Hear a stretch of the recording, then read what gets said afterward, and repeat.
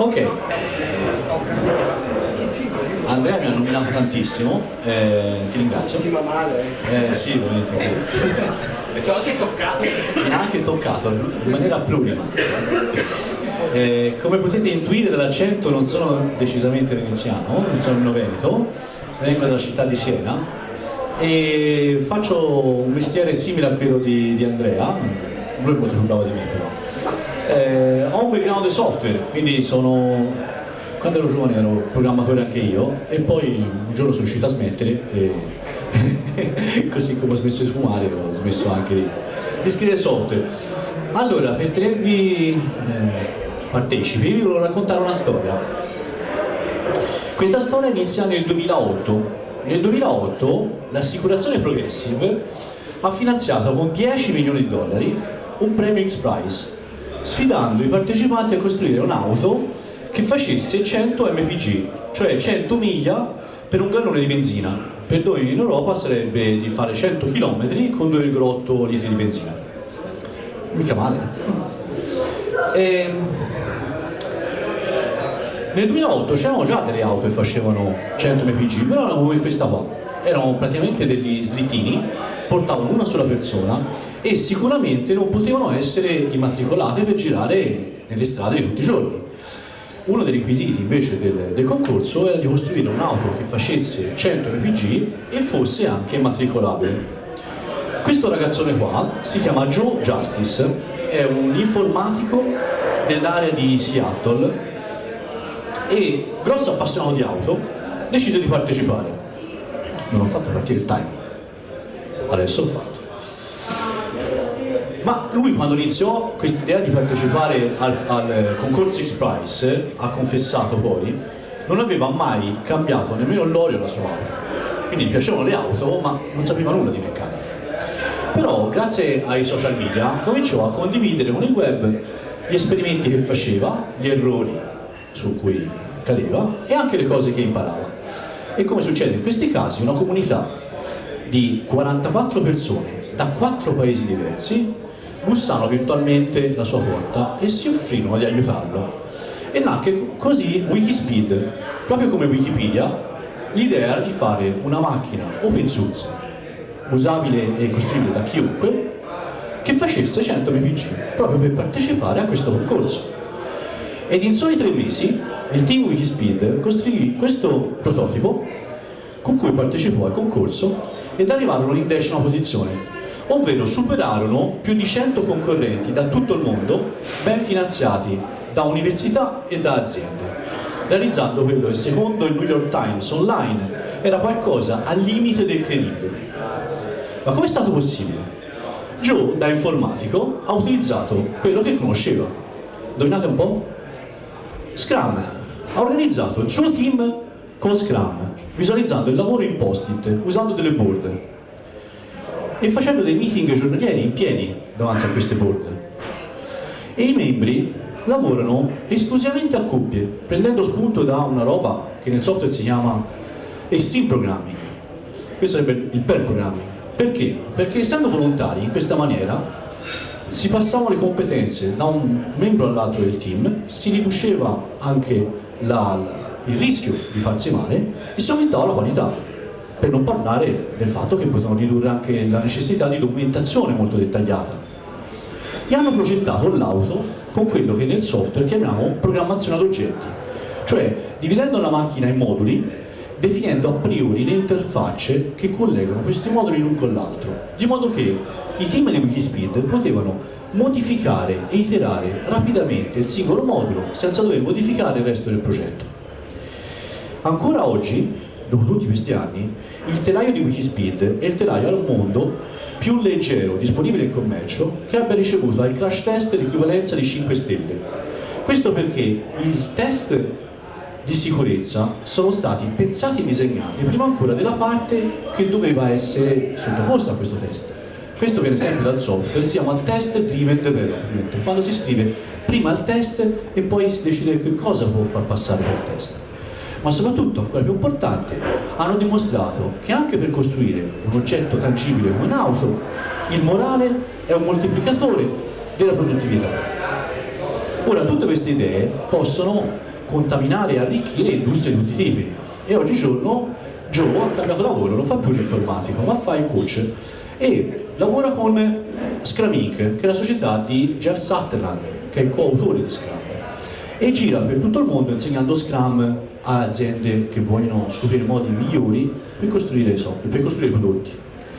Ed è qui dove l'ho incontrato quest'estate, negli Stati Uniti, la scorsa estate, nello stato del Colorado, a nord di Denver, dove c'era il primo Scrum for Hardware Gathering, cioè è stato fatto il primo meeting internazionale di persone che vogliono utilizzare, che stanno utilizzando le metodologie Agile, in particolare Scrum, per costruire degli oggetti fisici. Per 2 giorni abbiamo discusso delle cose che funzionano meglio dal software portate all'hardware e delle cose che funzionano meno. E alla fine abbiamo scritto anche noi un documento, un manifesto, con i principi e con i valori derivanti dalla nostra esperienza. E il sabato mattina siamo andati nel garage di uno dei partecipanti, che si chiama Uber Smith, e abbiamo costruito un'auto. Non vi dico la fatica, perché uno viene dal software, mette in mano a cacciaviti e bulloni, è una cosa terribile, però è stata veramente una cosa istruttiva. In un giorno, eravamo 3 team da 5 persone, abbiamo costruito l'interno, costruito nel senso che c'era da fare anche buchi con il tramo, non è che l'abbiamo montata, era proprio arrivata da fare. Vedi queste qua. Abbiamo montato le sospensioni, le ruote, i freni, il braccetto dello sterzo e poi abbiamo collegato la carrozzeria per essere sicuri che le parti si accoppiassero. Nel software chiameremo questo integration test. Il secondo Joe ha detto, secondo lui era il lavoro di 2 giorni e mezzo di un team normale, quindi se fossimo rimasti negli Stati Uniti tutta la settimana probabilmente avremmo potuto metterla a moto la nostra Wikisprint. Tornato in Italia, ho iniziato a tradurre in italiano i documenti che c'erano in giro su questa esperienza, su Scrum for Hardware, a raccogliere le esperienze delle aziende che stanno già provando a usare Scrum per fare hardware. E dove sta accadendo? Beh, già la scorsa estate Scrum Alliance, tramite un tizio di un'azienda che si chiama C-Prime, ci ha parlato di aziende anche importanti come Cisco, Plantronics, GoPro, che usano già Scrum nell'hardware. Io personalmente lavoro con questa azienda qui in Italia, collaboro, sono indipendente in realtà, collaboro con loro, è un'azienda tedesca che hanno anche una scuola industriale e nella loro scuola io insegno Agile ai loro clienti. La fortuna è che loro hanno uno stabilimento su cui fanno un po' gli esperimenti dell'industria 4.0, cioè delle cose un po' più moderne e quindi posso vedere anche progetti un po' più innovativi, no? Che sono di solito non accessibili a chi passa per strada. Ma parlando di cose difficilmente accessibili da chi passa per strada, volevo parlare un piccolo flash di una roba che mi ha veramente colpito, l'ho vista circa 2 settimane fa, cioè Scrum utilizzato per fare aerei da guerra. Parlando di waterfall, cioè l'approccio tradizionale a cascata, no? In cui all'inizio si pianifica tutto e poi quando siamo sicuri di aver pianificato tutto si fa una nostra implementazione e poi in fondo il prodotto dovrebbe funzionare, vero? Quasi mai. Questo è l'F35, detto anche Fiasco 35, è il progetto che nella storia dei progetti del genere umano è maggiormente fuori budget. Il costo totale di questo progetto è di 1,5 trilioni di dollari, ok? Secondo fonti di organizzazione non governative, 30 miliardi è quanto serve per sfamare tutti i poveri del mondo per un anno. Quindi 1,5 trilioni sarebbe abbastanza per sfamare tutti i poveri del mondo per 15 anni. Tanto che, qui nella nota numero 2, c'è qualcuno al Congresso degli Stati Uniti, anche pluridecorato, che sta dicendo forse non abbiamo avuto la grossa idea a comprare tutti questi aerei, perché gli Stati Uniti ne ha comprati 2443. Ora noi mi sembra se ne comprai una ventina, se non mi sbaglio, quindi anche non è che siamo dei fenomeni. Però questo è il tipico progetto che più vai avanti e più lo procrastini, perché più che vai avanti scopri delle robe che non sapevi, che non hai pianificato e i costi ti esplodono, esattamente l'opposto dell'Agile.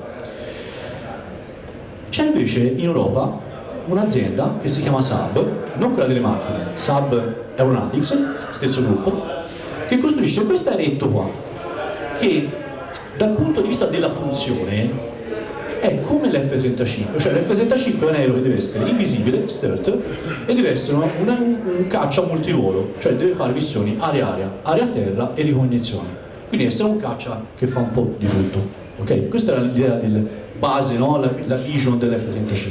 Questo aereo fa la stessa cosa, non è come l'F-35, non è che gli svedesi sono particolarmente più intelligenti degli americani, sono riusciti a fare nel 20% del costo un aereo uguale, ma hanno fatto un aereo che fa le stesse cose. La differenza è che questo aereo vola già, e questo aereo è disponibile la quinta versione da giugno. E secondo James Aviation Weekly, una rivista del settore, è l'aereo da guerra al mondo con il miglior rapporto qualità-prezzo. E appunto sono stato a trovarli insieme a Joe. Questi che vedete non sono difetti di fotografia e neve, 2 settimane fa, e abbiamo visto come questi fanno Scrum. Ma prima di vedere come fanno Scrum, diamo un'occhiata a com'è questo aereo.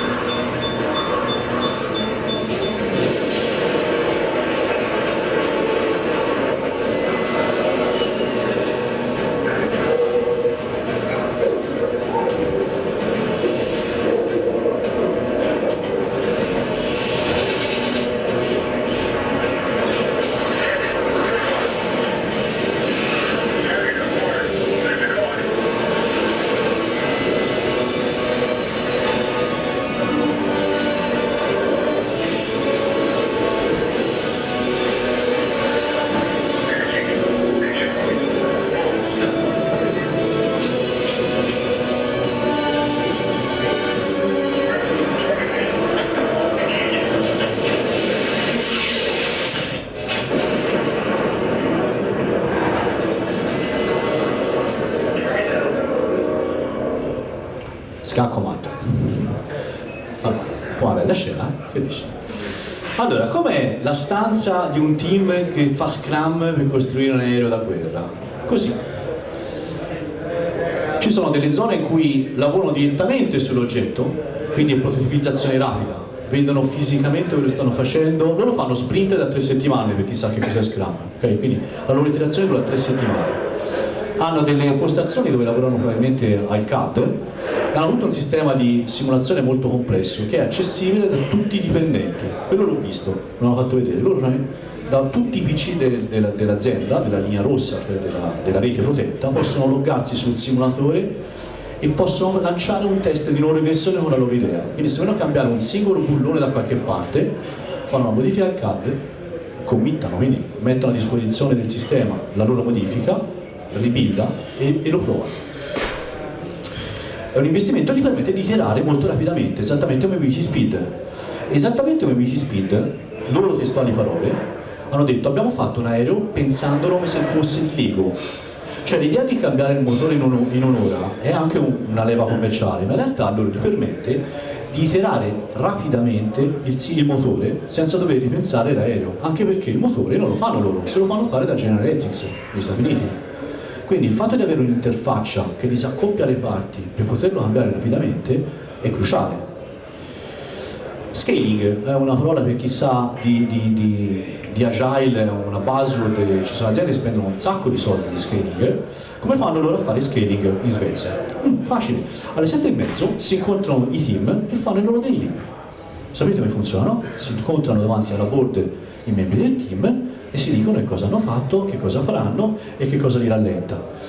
Alle 7:45 gli Scrum Master di quei team si incontrano a gruppi di 5 e si raccontano gli impedimenti che hanno trovato nel loro team e che non possono risolvere da soli. Alle 8 c'è lo Scrum.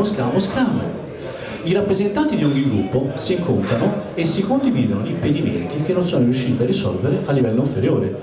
E alle 8:15 c'è lo Scrum. Cioè i rappresentanti di ogni gruppo si rincontrano e portano al middle management tutti gli impedimenti che non sono riusciti a risolvere a livello inferiore. E alle 8:30 c'è il top management che riceve tutti gli impedimenti che non possono essere risolti in autonomia da chi ha responsabilità inferiori, e dalle 8:30 in avanti il loro compito è quello di risolvere gli impedimenti ai team. Basta, questo è come fanno scaling. Chissà di Agile dice, porca miseria, tutto qui. Se vi interessa l'argomento, Scrum Inc. ha pubblicato un paper e mi fermo qua perché non ho moltissimo tempo. Vado invece e ritorno un po' sull'argomento. Come mai tutti, perfino i militari, si sono messi a usare l'Agile? Come mai si sono messi a usare questi sistemi iterativi incrementali? C'è un organismo che si chiama World Economic Forum, quindi una roba sembra abbastanza autorevole, che ha iniziato a dire che c'è una nuova rivoluzione industriale e l'hanno chiamata la quarta rivoluzione industriale. Vediamo un po'.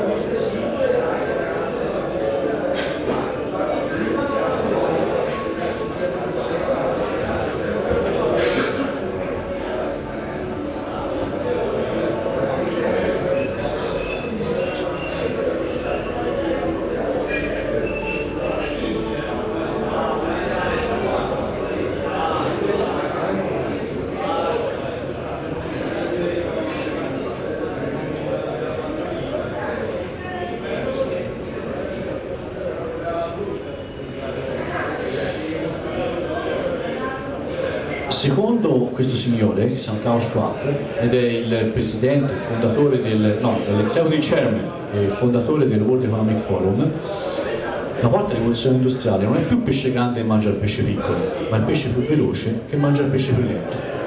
Allora, mi sono andato a leggere un po' dei documenti che hanno scritto, tra cui c'è anche un libro che è uscito almeno un anno fa, nel contesto che vi interessa, quello qui opero, cioè per le aziende industriali, quelle che costruiscono delle robe.